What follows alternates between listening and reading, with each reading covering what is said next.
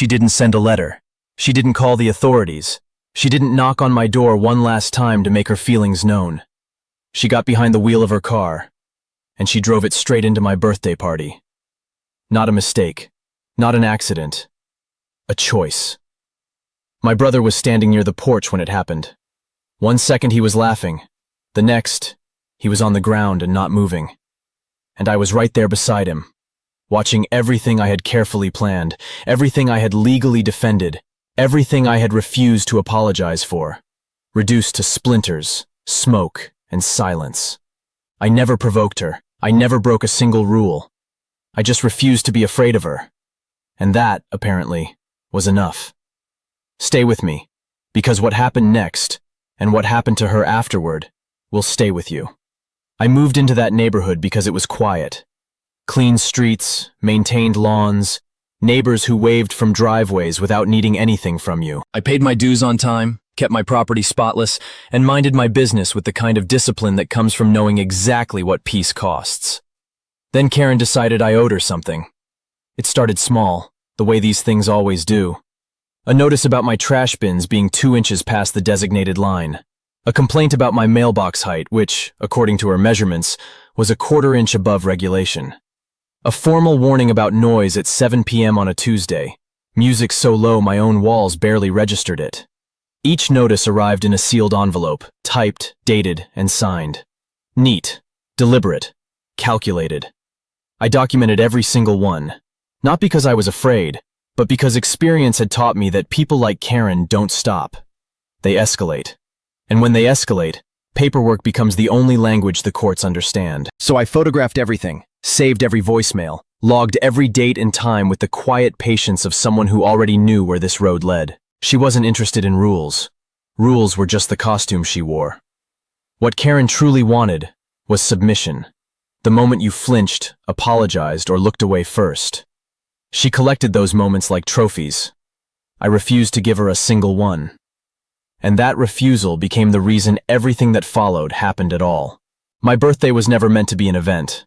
A few coworkers, some neighbors, my brother Jay, a grill, and an afternoon that asked nothing of anyone. Porch lights strung low, music at a volume that wouldn't wake a sleeping cat, food that didn't require a catering license. Simple. Legal. Mine. Jay arrived 2 days early just to help me set up. That was Jay. He never showed up empty-handed or empty-spirited. He carried a cooler in one arm, a bag of decorations in the other, and enough jokes to fill the space between. He suggested we ice the cake in the shape of an HOA violation notice. I told him that was either genius or a lawsuit. He said probably both. I laughed harder than I had in months. I wanted that energy to last.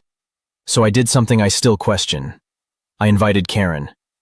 Not as a surrender, not because I owed her anything. I invited her because I genuinely believed that a warm afternoon, good food, and a simple gesture might reset something between us. I still believed at that point that people were capable of surprising you. She responded within the hour. Not with a thank you. Not with a decline. With a list.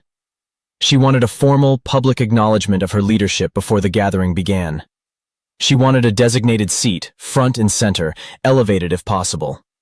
She wanted approval rights over the music, the guest list, and the start time. I read it twice to make sure I hadn't misunderstood. I hadn't. I told her the invitation was for a birthday party, not a coronation, and that she was welcome to stay home. She replied with 4 words that should have stopped me cold. You'll regret this decision. I dismissed it. I shouldn't have. The week before the party, things shifted in a way I felt before I could explain it. Anonymous complaints began appearing, 3 in 2 days, all citing vague safety concerns about my porch. An inspector drove slowly past my house on a Tuesday morning, paused, and left without stopping. The HOA board received an email marked urgent, flagging my gathering as a liability risk, a noise hazard, and a threat to community standards. I only found out because a board member quietly forwarded it to me. The language was dramatic. The signature was missing. The timing was not a coincidence. Karen began appearing everywhere I went. Driveway, parking lot, corner of the street near my mailbox. Always with her phone raised, always muttering dates and details into the camera like she was building a case file. Neighbors who had confirmed their attendance started sending polite cancellations. One told me privately she couldn't afford to be associated with the conflict. I understood. I didn't blame her.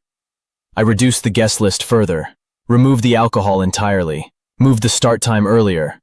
I printed the relevant HOA bylaws, the local noise ordinances, and the porch gathering regulations, and I taped them neatly to the front post where anyone approaching could read them clearly.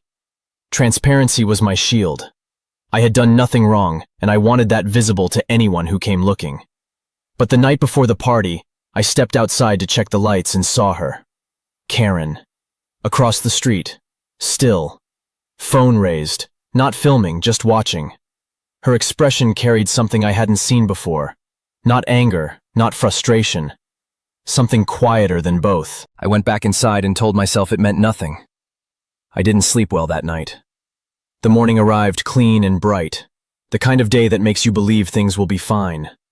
Guests filtered in slowly, greetings warm, music low, the grill humming with the quiet confidence of a plan coming together. Jay was in his element, moving between conversations, making people laugh, refilling cups before anyone asked. I stood on that porch and felt something I hadn't felt in weeks. Relief.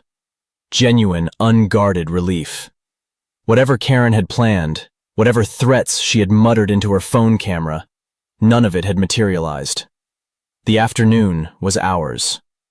Then she appeared at the sidewalk edge, arms crossed, phone raised, voice sharp enough to cut through the music.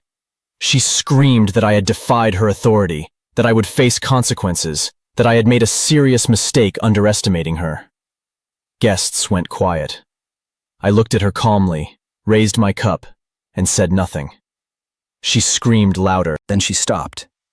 Then she turned and walked away. I watched her go and felt the first cold threat of something I couldn't name. Someone touched my arm. The music resumed. Jay caught my eye from across the porch and gave me a slow, reassuring nod. 60 seconds later, I heard the engine. Not starting. Already running, already moving, already fast.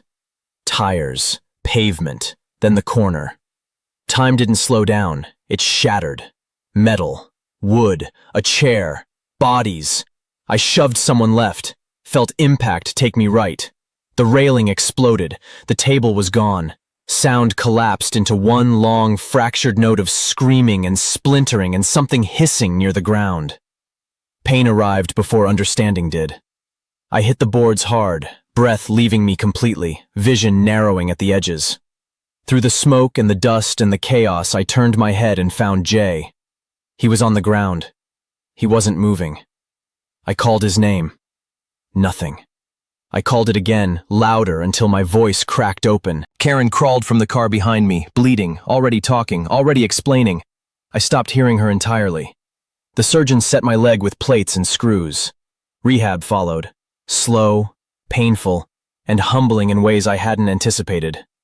Jay spent 11 days in a coma.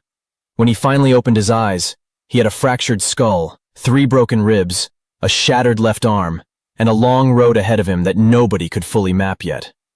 I sat beside his bed on the days I could walk, and on the days I couldn't, I called. Investigators worked quickly. Cameras from 4 separate angles captured everything. Karen's phone was extracted and analyzed. The acceleration data was reconstructed. Brake failure. The explanation she had offered through tears in the immediate aftermath was disproved entirely within 2 weeks. The evidence didn't suggest loss of control.